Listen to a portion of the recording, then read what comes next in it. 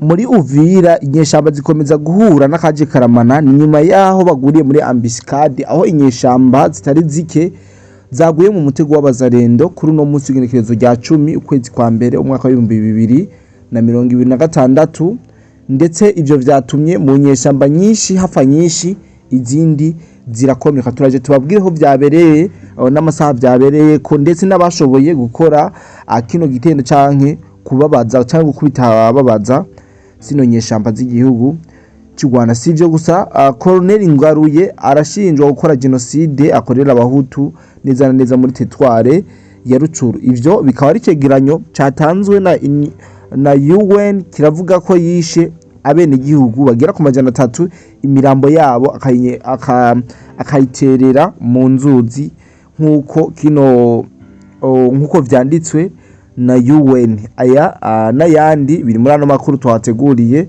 kuri no mugoroba w'igenekerezo rya 10 kwezi kwa mbere umwaka wa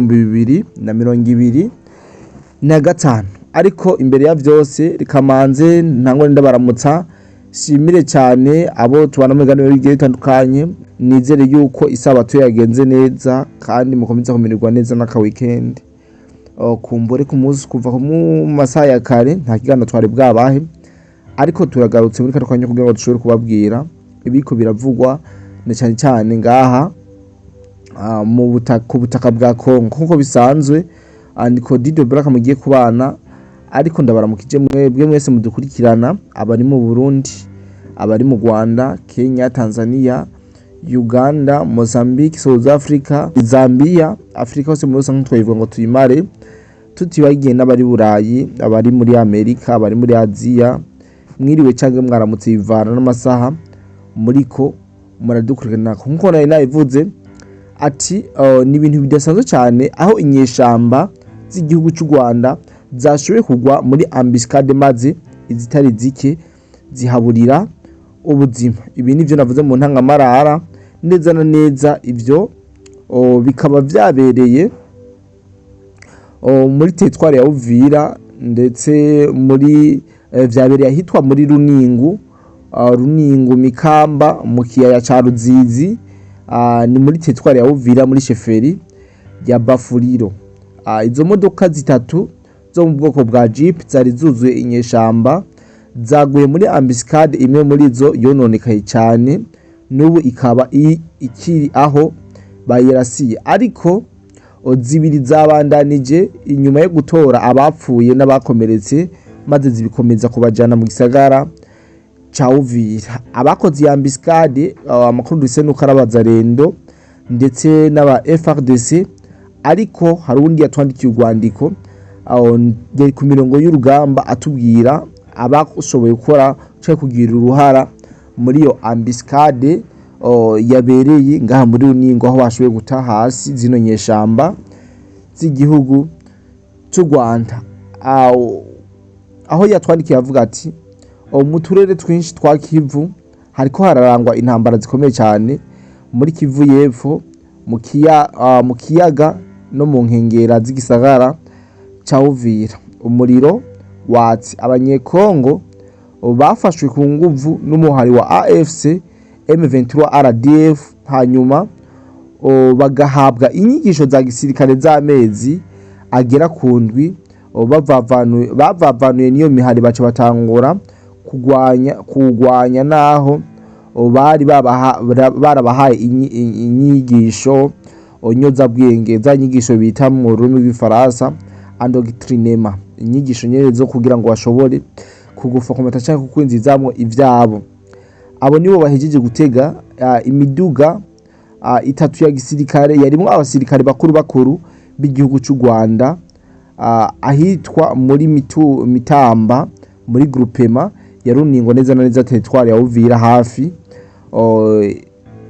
ya Kiriba kwibarabara nimero 5 Route Nationale nimero 5 Runingo Kiriba Uvira, aho mbere bavuga yuko abatari baki bahapfiriye, ndetse imodoka imwe mu zarashwe ikaba ari ikiri, abandi nabo barokotse bakaba baciye birukira mu gisagara ca Uvira. Aya niyo makuru dukora ngaho ku mirongo y'urugamba, ariko mwumve yuko inyeshamba z'u Rwanda kuri uno munsi nuvuge ko zahuye n'ibibazo canke zahuye n'ibidasanzwe aha neza neza mu gisagara Prito muri teritware ya Uvira. Nkuko mukomeza kuvyumva imigwano irakomeje mu bice bigiye bitandukanye, aho cyo twababwira nuko igihugu cy'u Rwanda, leta y'u Rwanda ariyo igifise igisagara ca Uvira mu buryo bugaragara. Hari benshi muguma mutubaza ati Uvira ifiswe nande, nagenda babwire mu majambo make yuko Uvira ifiswe n'igihugu cy'u Rwanda mu buryo bwose, kandi a 100%. Ndabizi yuko abenshi mukomeza kwijanya imitima ati FARDC yo barahagarukanye meze gute, ariko naganda babwire ikintu cyatumye FARDC bidakunda kugira ngo ishobore gusubiza ibintu mu buryo. Kuva ku igenekerezo rya gatanu gashira gatandatu ukwezi kwa12 niho AFC M23 ibafashijemwo n'abafaransa n'abongereza bashoboye guhakinga ikirere cyo muri Sud Kivu neza neza cyane cyane ngaha muri Pyrénées de la Ruzizi. Rero bamaze kuba bahakinga byaratumye FARDC itagira controle y'indege canke amadrone yakenera kuduza mu kwifashisha kugira ngo ishobore guhangana n'izinyesha z'igihugu cy'u Rwanda. Mu gihe FARDC yo yaje ku mafurongo igwani zino nyeshamba zahita ziduza amadrone, maze FARDC nayo ikaduza amadrone bikanka, ahubwo bigaca bitakaza control. Ibi biri mu vyatumye byatindize FARDC kongera gusubira gushira ibintu mu buryo ne cyane mu kwigarurira kino gisagara igihugu cy'u Rwanda cihagiye, mu gihe hari ubwumvikane bw'amasezerano ya Washington. Rero ubukizere kirahari nuko amakuru dufise meza nuko FARDC ibifashijwemo n'ababirigi bashoboye kuba bagarukana controle y'ikirere neza na neza aha muri Pyrénées, ku buryo inyeshamba zidafise uruhusha na rumwe nko kugira ngo bashobore kuduza indege canke drone mu guhungana na FARDC. Bisigura yuko zino nyeshamba nubwo ziri mu gisagara ca Uvira biraboneka neza yuko bahari badahari, kuko umuntu akwankiye ikirere nico novuga yuko kiri très stratégique mu bijanye n'imigwano, kuko uguciye hejuru akugira ivyo ashaka. Nuko iyo niyo nkuru twabwira ngaha mu gisagara ca Uvira cyane kubiba biriko biravugwa. Ariko ku rundi ruhande amakuru dufise nuko hari umukoroneri yagirizwa gukora genocide muri Rucuru, aho yagirizwa abene gihugu bagera ku 300 ndetse imirambo yabo akayijugunya mu nzuzi. Uwo so wundi ni koroneri Ngaruye, ndetse ariko arashinjwa ibi byo koriho nyabwoko, maze arikorera abo mu bwoko bw'abahutu neza na neza ngaha muri teritware ya Rucuru. Ico cegeranyo cha UN kandi kiramushinja ko 2009 yatanze itegeko ngo abagabo bose uyu nyene koroneri Ngaruye mu mwaka wa 2009 yaratanze itegeko yuko abagabo bose b'abahutu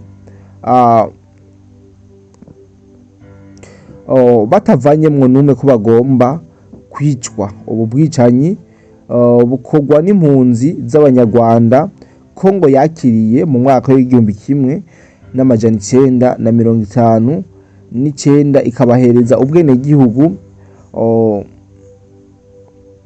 ndetse bagatura ngaha muri Kongo. Uyu koroneri Ngaruye n'umunyarwanda nkuko muvyumvise, ari mu bahunze mu mpunzi za mu 59, maze Kongo imuha ubuhungiro. Ibi rero biri mu vyatumye ngaha muri Kongo mu bice bitandukanye hagenda hibonekeza ubwicanyi bavuga yuko ari gukuriho nyabwoko, kuko wasanga bari ko arica abantu bita karabo mu bwoko bomwe. Ndibaza mwamaze kuba mubimenya kuko byamaze kuba bisohoka hanze, byamaze kumenyekana hagiye hatandukanye.